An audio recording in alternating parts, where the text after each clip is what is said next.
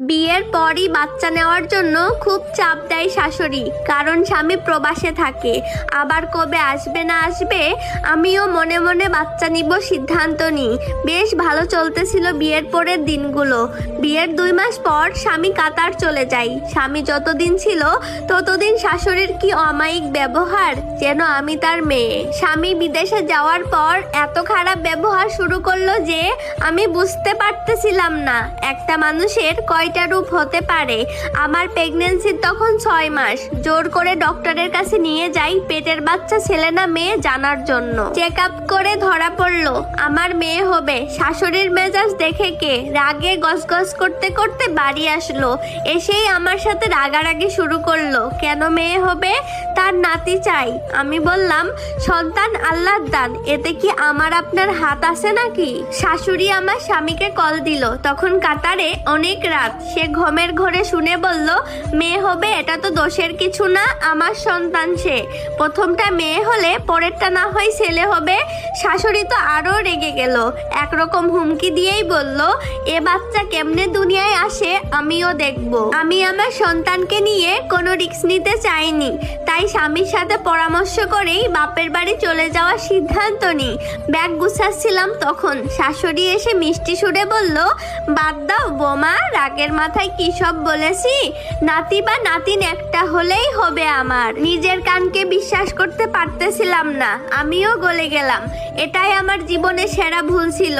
তার 2 দিন পরই শরীর হঠাৎ করে খারাপ হয়ে গেল। ঘুমালে স্বপ্নে দেখতাম কারা যেন আমাকে মেরে ফেলতে চাইছে।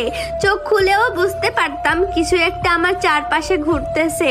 অদৃশ্য কিছু আমার পেটে হাত দিত, জোরে ধরতো, ব্যথায় আমি চিৎকার করতাম। কাউকে তো দেখা যেত না, তাই কেউ আমার কথা বিশ্বাস করতো না। একরকম জোর করেই বাপের বাড়ি চলে আসি। তখন 7 মাস চলতেছে। বাপের বাড়িতেও আমাকে কেউ অদৃশ্য ভাবে নাক মুখ চেপে ধরতো, দম আটকে আসতো। আমি চিৎকার করে উঠতাম। আমার আম্মু বুঝতে পারলেন কোনো বদ নজর আমার উপর পড়েছে। আম্মু পরের দিনই একজন হুজুরকে নিয়ে আসলেন।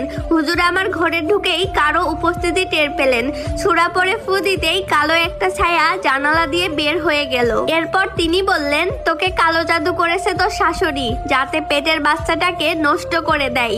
আমার চোখে জল চলে আসে এসব শুনে। হুজুর একটা তাবিজ আমার গলায় বেঁধে দেন, আর বাড়ি বন্ধ করার জন্য কিছু মোম আর চন্দন কাঠ এনে বাড়ি বন্ধ করে দেন। তারপর 1 সপ্তাহ বেশ ভালোই কাটতেছিল। আমার স্বামীকে বারবার বলতাম তুমি দেশে আসো।